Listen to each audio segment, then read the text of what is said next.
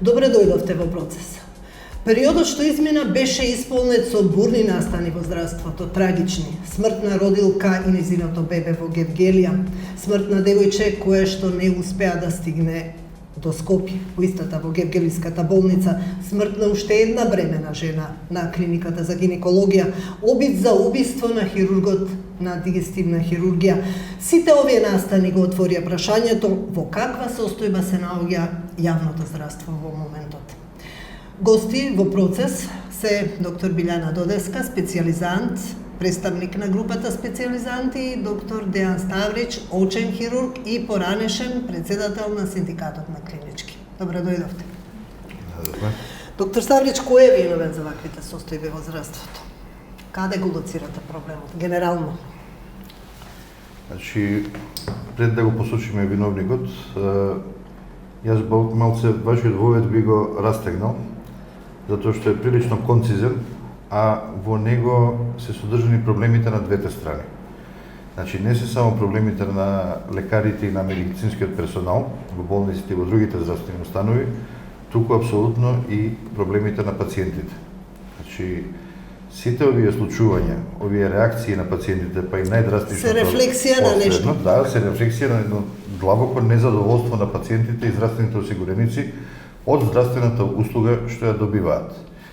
Виновникот да не должиме секако е Министерството за здравство, бидејќи владините, односно политиките на Министерството за здравство се тие кои доведоа до оваа катастрофална состојба, до оваа агонија што се случува. Здравството е одамна во колапс, меѓутоа сега е во една многу мачна агонија во која сите страдаат. Пред се пациентите, заради кои сите ние постоиме и сме пациентоцентричен систем, меѓутоа и лекарите медицинскиот и персонал кој се фрустрира за целото време. Да, апсолутно. Конкретно, ќе кажам дека, например, проектот Мој термин, мислам така беше, дефинитивно го суспендира правото на пациентите, дефинирано во Законот за пациенти, за избор на лекар. Значи, тие мораат да одат каде што се упатени од своите матични или од секундарната здравствена заштита. Понатаму, сите останати така наречени реформи, кои се всушност антиреформи, доведоа до комплицирање на целата дејност, до отежнување на патот на пациентот и често до недобивање на соодветна услуга, што резултира со вакви несакани инциденти, дури и со смртни случаи за жал. Најжално од се е што порано, например, мислевме дека е тоа резултат на некоја неукост, недоветност, неинформираност, непознавање на материјата, но денеска сме убедени дека е тоа резултат на перфиден, зол план за уништување на јавното здравство и здравството во целост со тоа во Република Македонија. Лекарите се чувствуваат обезвреднети, меѓутоа дали се согласувате дека и самите сносат вина што во моментот се наоѓаат во таква ситуација? Значи, пациентите се револтирани на лекарите и тој однос лекар-пациент е пореметен. Да, значи пациентите многу често се во право во јавното здравство што се револтирани, многу често се во право, меѓутоа неретко и не се во право.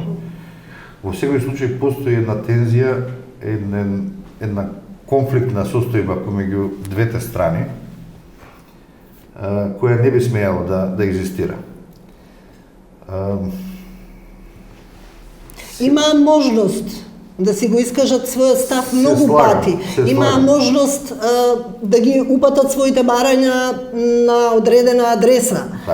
Меѓутоа, секогаш постои стравот кај лекарската фела. Зошто е тој страв кај лекарите? Па тој страв е заради тоа што скоро секој на било кој ниво, значи од специјализанти до професори, биваат оценети на некој начин. Тоа е заради тоа што и медицинскиот факултет, тоа ќе образложи подобро колешката, веќе изгуби својата функција и сите ингеренции на истиот се префрлени во Министерството за здравство. Апсолутната власт на директорите, политичките директори претежно на клиниките и другите здравствени институции, им дава можност и простор за мобинг на вработените, при што се дефинитивно постојано всадува страв. Со моделот за плаќање со учинок се воведе една нездрава компетитивност помеѓу лекарите, Така. што за жал резултираше со последици по пациентите во таа трка за фиктивен учинок, но над сето тоа или како подлога на сето тоа стои идејата, односно намерата на Министерството да се партизира во здравството и се контролира. Инструменти за тоа се заканите, уцените, стравот и така натаму. И јас, мојот пример лично, кој познам да не го повторуваме на јавноста, беше инструмент за воведување на страх меѓу лекарите и за молчување на истите. Така да, во основа, вината е, на вашето прашање да одговорам, кај лекарите и кај персоналот, што дозволија понатаму да работат во еден неприроден систем наметнат со ступидните реформи кои се промовираат. Дури, да речем, имаме таква дерогација на правни акти, во смисол да еден проект дерогира цел закон, како законот за пациенти, например. Им го укинува правото и тука фактички ни пациентот не може, ниту знае дека е оштетен, ниту може да си помогне. Меѓутоа, да не ја фрламе целата вина на лекарите. Вината во најголем дел се содржи во институциите кои ги представуваат лекарите. Оваа ситуација Тоа добро се е без. синдикатите, тоа е комората и друштвото. Така. Значи во оваа ситуација. Еве сега подпишаа тоа повелба, најдрастичниот нели? За каква повелба? За враќање на интегритетот на лекарите, со, нели, подпишаа. Интегритетот е нешто што треба постојано да постои во праксата, за да работат како што треба, да обавуваат својата дејност, да ги лекуваат пациентите на начин како што треба, како што сме учеле и како што сме обучени. Така. А не како што некој бюрократ замислил во некоја канцеларија, во некоја зграда. Да се стави подпис. Доктор Додеска, во моментот чинам има околу 600 приватни специјализанти и 400 државни. Каков е нивниот статус? Кои се нивните права, со какви проблеми се соочува? Така, кога говориме значи за оваа група на доктори, тие по статус се доста млади, нели, во здравствениот систем, иако не значи секогаш дека и по години се толку млади. Државни и приватни специјализанти сите се ставени под еден крајно понижувачки исто така статус во здравствениот систем и во ова општество.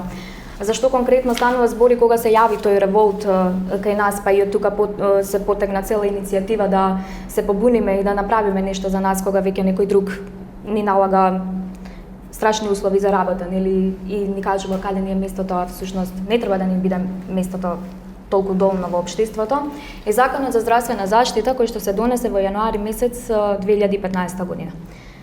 Јас верувам дека моментот на одлив на лекари е страшен. Значи, и верувам дека кој да биде министер, кој да биде значи на тоа место, секогаш сака најдобро за оваа држава, а тоа е државата да не остане без лекари, нашите лекари да останат тука, да не се оцелуваат и Но за тоа треба да има. Но за тоа треба да има се добар закон, услови, така и да. стимулативни мерки, а законот што овој министер го донесе во најмала рака со казни и уцени да не задржи во овој здравствен систем. Кога говориме на кратко би кажала за пошироката јавност. Имаше тогаш јавна расправа. Да, имаше Министерот не сакаше да ги сослуша вашите барања или имаше некоја подвоеност меѓу вас тогаш? Не, министерот секогаш е љубезен и секогаш не изслушува до крај што имаме ние да кажеме и секогаш се труди да тие дебати бидат навидум конструктивни, дека он има слух за стручната јавност, особено за докторите специјализанти, каде што и најмногу промени нели настана овде. Меѓутоа се испостави дека низ неколку дебати, низ неколку измени на Законот за здравствена заштита, на крај нашите барања не беа слушнати, а уште помалку спроведени, значи. Не знам зашто е тоа така, но сето тоа револтира и доведува до оваа ситуација да ние збориме јавно. Кои се тие клучни моменти што па видете, се најболни? Така, најпластично можам да кажам дека специјализантите во овој здравствен систем се третираат како робови. Кога зборам здравствен систем, мислам на јавното здравство, значи. За пошироката јавност би кажала кратка дистинкција, значи што е разликата помеѓу приватен и државен специјализант. Помеѓу приватен и државен специјализант е разликата тоа што едукацијата на државниот специјализант ја плаќа државата, а едукацијата приватниот специјализант си ја плаќа сам. Работата во јавно здравство и на приватниот и на државниот специјализант е иста. Меѓутоа, односот на државата кон овие две категории не е ист. За работата што ја работиме во јавно здравство како приватни специјализанти не сме платени, а државните специјализанти за истата работа се платени. Значи, приватните специјализанти во јавното здравство за време трајање од специјализацијата од 5 до 6 години се практично робови. Одат на работа, дежураат, прековремено работат, а сето тоа не им е платено. Ние немаме статус на вработени. Ја полнат касата, специјализациите чинат колку? Па во просек 12.000 евра. Да. И за тоа време од 5 години, значи, ние работиме, за тоа не добиваме плата, немаме статус на вработени, немаме пензиско, социјално и здравствено осигурување. Дежурате? Дежураме. Не се плаќаат дежурствата? Не се плаќаат дежурствата, иако во законот е пропишано да имаме 8 часа работно време, значи важи и законот за работни односи за нас, сепак нашето работно време е повеќе од 10 часа дневно. И затоа кажувам дека приватните специјализанти моментално во јавното здравство се третирани како робови затоа што за работата што ја работат не добиваат плата. За разлика од нив, да не излезе дека државните специјализанти се привилегирани, не, исто така и они се доста уценети, а конкретно станува збор за договорот за лојалност што тие треба да го потпишат со клиниката каде што се вработени и со болницата која нели ги праќа на специјализација. Тој договор за лојалност, јас слободно ќе го наречам дека е лихварски договор, од причина што да добиете специјализација, ќе потпишете вие бланко меница која што изнесува 10-кратна вредност од вредноста на специјализацијата. Значи таа бланко меница во моментов изнесува 120.000 евра. За да не се активира меницата, вие треба да работите во јавно здравство 15 години. Меѓутоа, вие 15 години не се толку. Значи, после преку системот за доедукација, кој што е исто така новина во овој закон за здравствена заштита, работниот век на докторот во јавното здравство се продолжува со секоја едукација за по 3 години. 1 месец, враќате во пракса 1 година. И така тој договор од 15 години станува утре 18 години, па 20 година, па 25 и вие практично работите во јавно здравство до пензионирање. Од тука и нашите колеги кои што се на државна специјализација, Една уцена. да, класична уцена. Значи, и тие што се на државна специјализација воопшто не им е лесно, затоа што немаат можност да се за кариера, немаат можност да се префрлат во друга установа да работат, немаат можност да отидат надвор, практично се робови на институцијата која им дала специјализација. Доктор Ставрич, го водевте синдикатот на клиниките, го поведовте во еден голем штрајк, чином траеше некои 52 дена, најголем до сега. Потоа се случи тоа што се случи, дојде пациент, се појави, нели, кажа дека сте земале мито, ве осудија на 1 година. Така беше, сега е во апелација случајот. Дали е ова начин да се замолкнат докторите кои што го креваат својот глас, бидејќи не бевте единствен случај? Вие на почеток спомнавте, меѓутоа имаше и уште неколку други такви случаи, ама помина полесно, мислам. Да.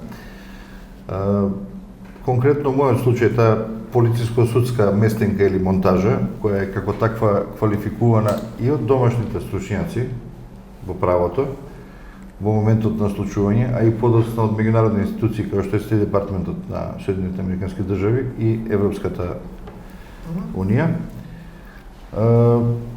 е еден од инструментите на власта за дисциплинирање и замолкнување на лекарите. Јас бев очигледен пример и средство да тоа биде пренесено и да се вкорени ставот. Мислам дека доста успеа во тоа. Да, но не е единствен случај. Значи, мојот случај се случи во континуитет еден на смислена политика на плашење, блатење на лекарите, апсење, како организирани криминалци, како обични криминалци, не знам. А лов на вештерки, лов на вештерки, па доктор Ношпал кога укажа на реалната состојба на го избрка од работа, беше избркан од работа. Сега судот го врати, сега судот клиниката треба да плаќа пенали. Да, тоа се големи финансиски лични пред се, но и финансиски штети по клиниките, по државата и така натаму, затоа што сево ова ќе резултира со контратужби. Од моја страна знам дека за организиран криминал ќе биде контратужба за сите учесници во овој срамен процес што го водеа против мене. И тоа ќе биде нешто што многу ќе оптерети државата во иднина, меѓутоа о том потом. Да се вратам на методите на плашење на лекарите, што не е само случај во здравството, него и на сите, нели, во сите дејности, во сите сфери на животот, сличните методи се применуваат. Затворите се преполнија со невини луѓе, кои ден денеска се таму или на кои им следува лежење на затвор и така натаму, за непостоечки дела, како и во мојот случај. И жалосно е што се постапи на тој начин и се постапува се уште.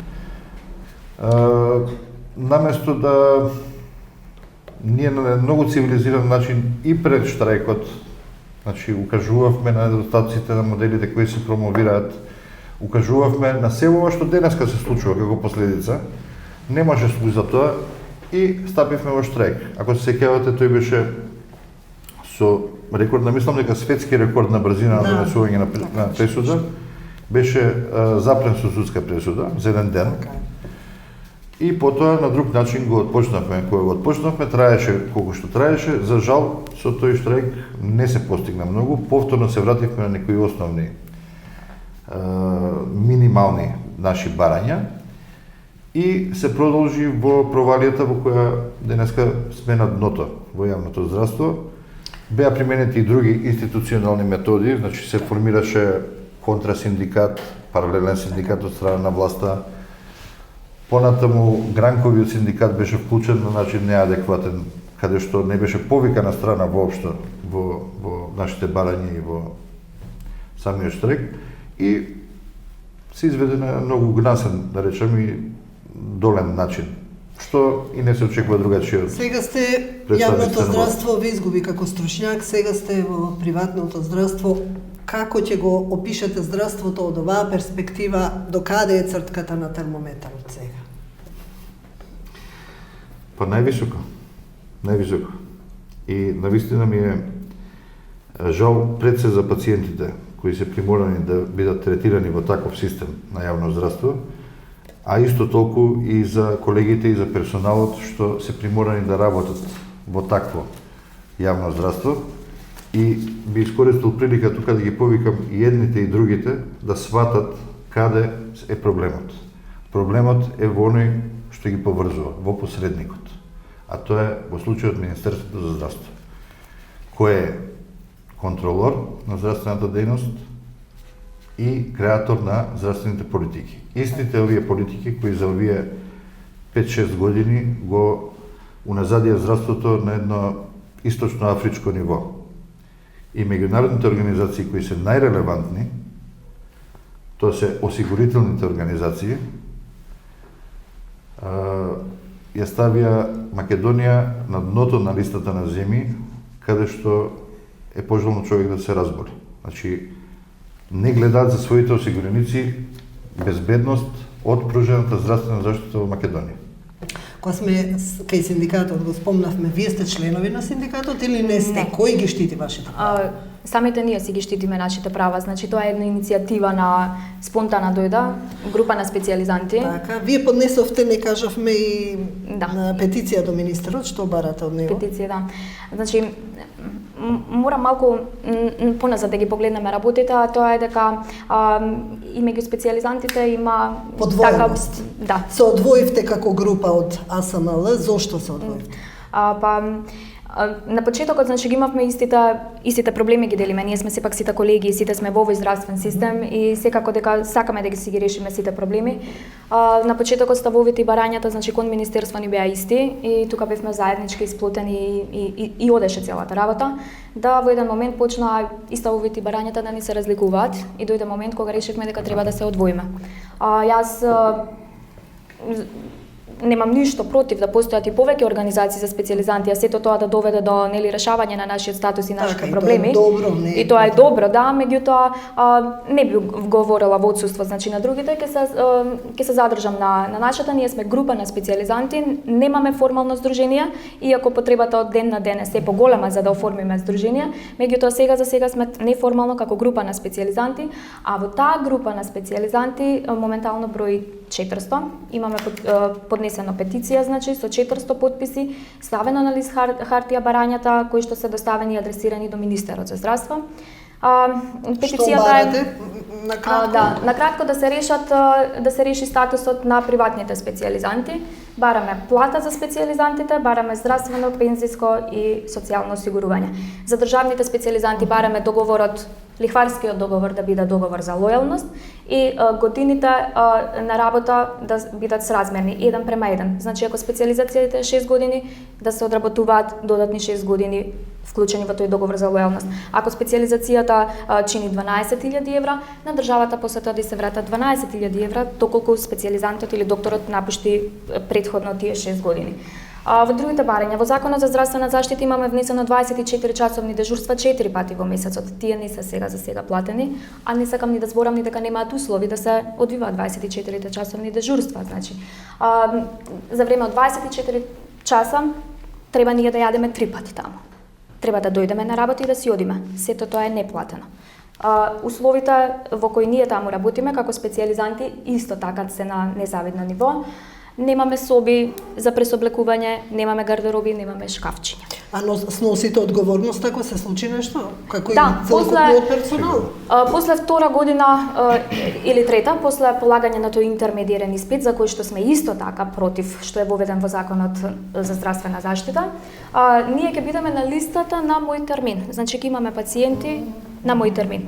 Кога јас ќе примам како доктор пациент на мој термин, и ако на тој пациент нешто му стане, моја одговорност. Значи, имам и одговорност, а за тоа при тоа не сме платени. Ние даваме услуга на јавно здравство, а не сме платени за тоа.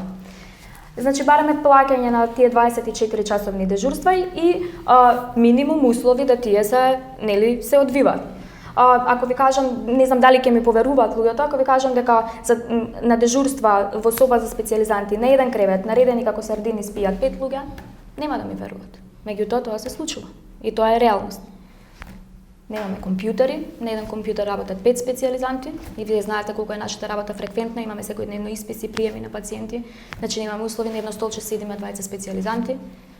Имаше и некои работи постојано. И некои други дискриминирачки. Има други дискриминирачки моменти, тоа е полагањето чинам. Да. Во новиот Закон за здравствена заштита ставена една небулоза, можам да кажам, а тоа е дека доколку еден специјализант се соочува со болест и доколку таа болест трае повеќе од 12 месеци, специјализантот ја губи специјализацијата. Или, доколку имаме 24 месеци според закон одредени за трудничко боледување, ако се нели премине преку тие 24 месеци, исто така таа докторка, нели, го губи правото на специјализација.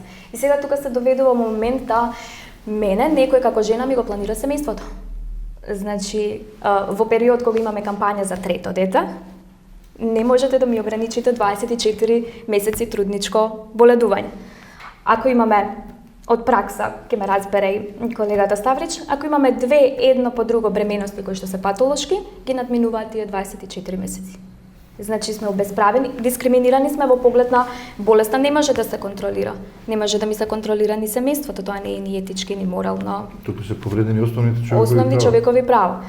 И второ, исто така, еден од дискриминирачките моменти, односно каде што се нарушени нашата заштита на лични податоци, мислам дека така, не сум правник, околу видеоснимањето. И не е само специјалистичкиот испит, ние во текот на специјализацијата имаме повеќе испити што ги полагаме и сите тие испити според новиот Закон за здравствена заштита ќе бидат снимани. Плюс со директен линк кој ќе биде на страната на Министерство за здравство ќе бидат пренесувани во живо. Така да можете вие дома пред компјутер да седнете и да ме гледате како јас полагам. Која е користа од тоа? Јас сум го поставила ова прашање многу пати и не сум добила прав одговор. Значи, дали квалитетот на специјализацијата ќе се и на специјализирањето ќе се подобри со едно видео снимање? Иако мене министерот ми одговори дека ќе се подобри, јас повторно ќе кажам дека нема да се подобри. Од проста причина што обичен човек или човек што не е во нашата фела не може да ме оцени дали јас добро го полагам испитот или не. Ако веќе мора да има снимање на испити, тоа треба да биде ограничено на стручна јавност. Но и повторно не на цела стручна јавност, затоа што доктор Ставрич како офталмолог не може да ме оцени дали јас како психијатар го полагам испитот и давам задоволителни одговори. Значи, повторно би требало тоа да се ограничи само на стручна јавност, пример психијатри. Но сето тоа не најде на разбирање. Имаше предлози да биде аудио снимка, да не биде видео снимка, затоа што тоа се стресни моменти, тоа се испити. Немавме разбирање ни во тој поглед. Како ја оценувате на работата на синдикатот? После вас се формираше друг синдикат, не го видовме многу во јавноста, меѓутоа се појави сега кога нели беше застрелан доктор Огненовиќ, се појавија, меѓутоа се појавија со транспаренти, освен поддршката со транспаренти, бенефициран работен стаж и така натаму. Прави ли нешто тој синдикат во периодот еве од кога е формиран? Па, така да ви кажам, јас во јануари 2013 година го напуштив јавното здравство, со тоа и функцијата на председател на тој синдикат. И конкретно изборот на новиот председател и на органите на синдикатот се случи на конгрес кој беше одржан додека јас бев во затвор. Така да не сум многу и немам многу контакти после тоа. Во секој случај не знам каква им е активноста во меѓувреме. Се надевам дека работат тоа што треба да го работат, а дефинитивно не можам да се сложам со реакцијата што ја искажа, затоа што е еднострана и не е насочена каде што треба. Проблемот и одговорниот за сите овие состојби е Министерството за здравство, министерот за здравство. И наместо да се прават некои, како рековте, како име тоа асоцирањето сега? Меморандум нешто што прави. Повелба. Повелба. Каква повелба? Па се знаат функциите и на министерот, и на синдикатот, и на лекарската комора, и на лекарското друштво, се знаат и индивидуалните функции и ингеренции на лекарите како индивидуалци, така да тука нема дискусија. И нема зацкривање за некакви повелби, меморандуми и така натаму. Донесување на измените на закон за доктори нешто. За доктори, да, тој не знам зашто треба да биде убиен доктор за да се сетат дека треба да има закон за доктори. Меѓутоа мора да се сетат дека е суспендиран во моментот со законот за здравствена заштита, е суспендиран законот за пациенти и многу други закони, дел од закони за работни односи. Ако се сеќавате, самостоен синдикат на клинички центри, кога беше направена на сериозна усилба од Министерството за здравство, Министерството за информатичко општество во 10-та година, да го внесат јавното здравство во законот за јавни службеници, ние институционално се спротивставивме со тужба до Уставен суд, кој ја обори таа одлука на владата и на министерствата, затоа што никако не можат лекарите и здравствената дејност јавна и приватна да бидат јавни службеници. Тоа едноставно е невозможно.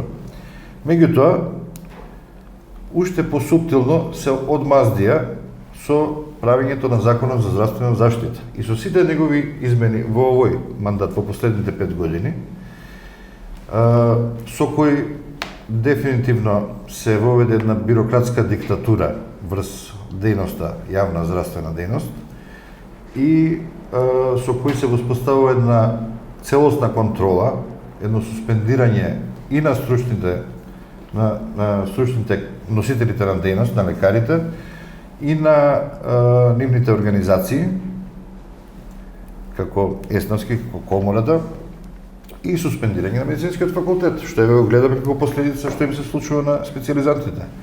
Целосната контрола на нивниот едукативен процес, збориме научна контрола, бидејќи тоа е едукација која треба да биде контролирана од професори во дадените области. Така. Тие веќе не ја контролираат. Ја контролираат стручните директори според овој ступиден закон, кои понатаму реферираат во Министерството, а во повратна спрега Министерството се централизирано од Министерството, дали посредно преку директорите или директно врз специјализантите, се живува на секаков начин и ги уценува. Меѓу другото и со овие одредби кои ги спомна колешка. Долго време немаше специјализации. Да, немаше. Последниот конкурс беше пред Како се 2,5 години. Специјализациите, значи, во минатото можам да кажам пракса дека беа два пати во годината. Постојат конкурси, па се прават листи и на крај се примаат партиските кадри без обзир на тоа какви се кандидатите. Значи, основен критериум е лојалност. Значи, не е важен ни минатиот успех, на студирањето, ниту квалитетот кој се проценува во интервју и така натаму. Праксата тоа го покаже.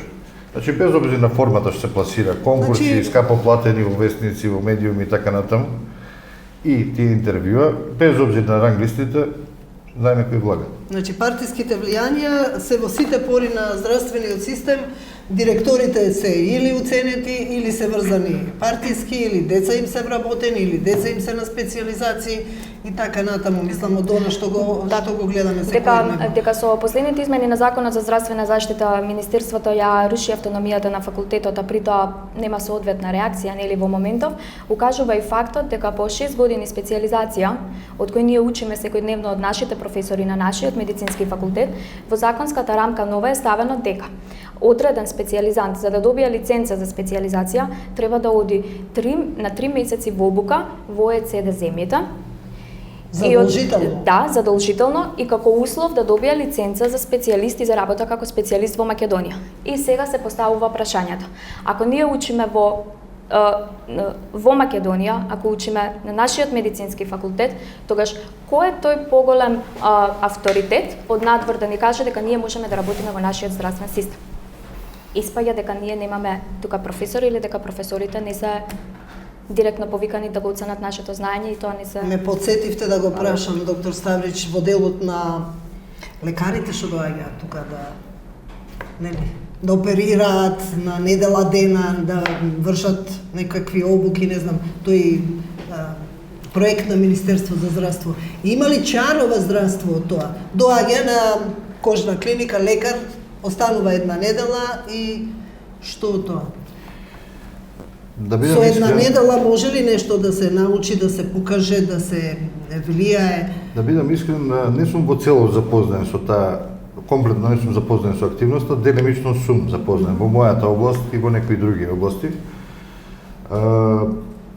Тоа е во делот на континуирана медицинска едукација, која е пожелна. Значи, сите ние, во било кој период од нашиот професионален живот, треба да се осовременуваме, да се апдейтираме, да ги следиме, да воведуваме нови методи. Но на истите тие лекари им се дозволува да оперираат, додека нашите немаат право да оперираат или само гледаат во странство. Ние прво не знаеме... Таков лекар сгреши, кој ја сноси одговорноста? Одговорноста нема да ја сноси странецот, сигурно ќе ја сноси матичната институција, односно институцијата каде што се случува тоа. Тоа е една работа.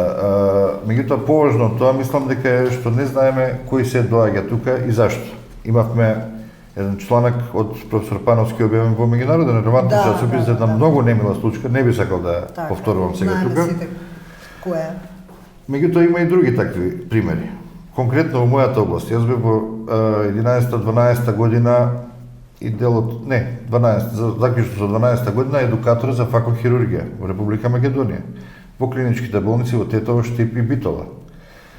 И како таков се случуваше да во едно работно време или во 10 часа обавиме и по 20 и 28 интервенции на катаракта во едукативна смисла, во содейство со колегите кои требаше да го примат и да го применат тоа знаење, односно оперативна метода. Во еден момент Министерството донесе одлука, веројатно можда и во дел ради мене, да донесе едукатор кој правеше 4 интервенции дневно. И за тоа беше скапо платен. Мојата работа беше волонтерска. Така да имаме жив пример да се игнорираат домашните квалитети од истите тие кои не учат да купуваме домашни производи и да се импортира било што, не знаеме што, а за жал во некои случаи се покаже дека и тоа не е таков квалитет како што е етаблиран.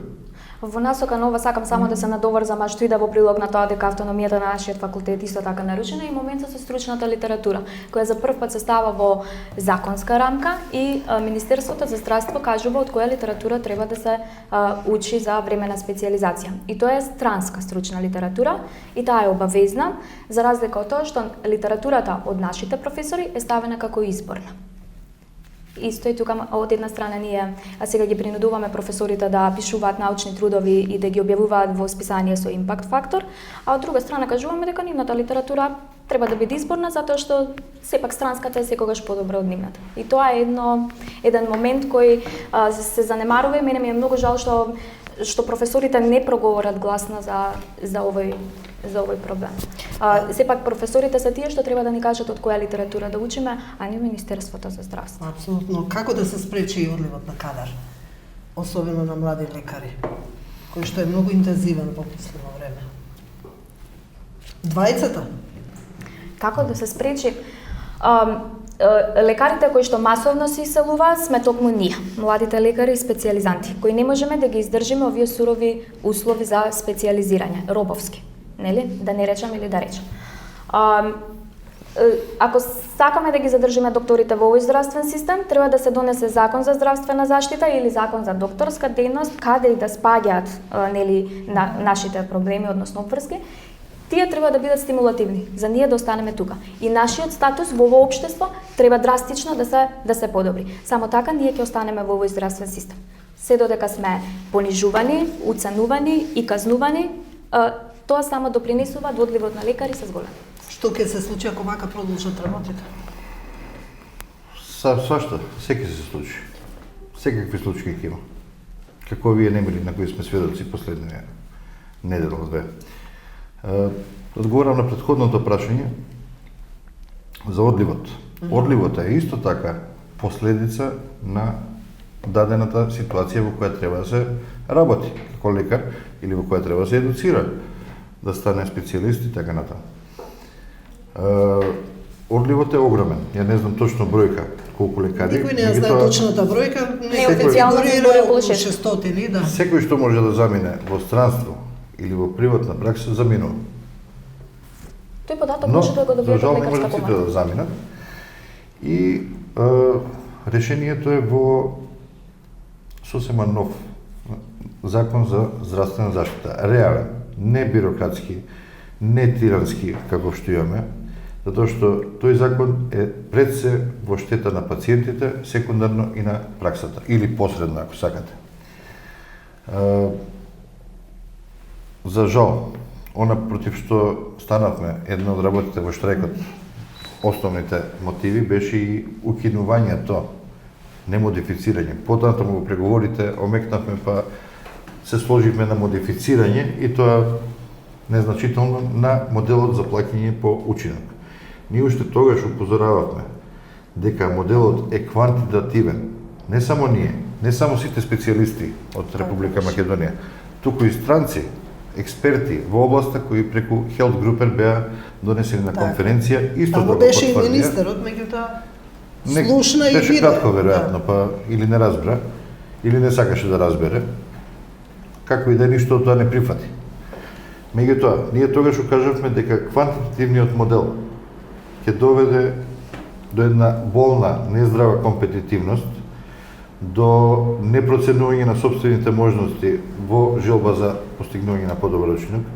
На страна сите оние детали дека со истиот буџет не може да се прави учинок, против казнување добивме апсолутно начално казнување, поготово што тој модел во пракса покажа дека е исклучиво инструмент на Министерството за здравство за казнување или наградување на лојалните на нив лекари или дисциплинираните, а за казнување на неподобните. Значи, една комунистичка ситуација од 52 година. Понатаму, она на што исто инсистиравме, не може да се квантифицираат услугите или да се фаворизира квантитетот на здравствените услуги без контрола на квалитетот. Тогаш зборевме дека квалитетот на здравствената услуга ќе опадне, дека ќе се случуваат овие работи, еве ги, се случуваат. Значи, некој за тоа мора да носи одговорност. Тоа се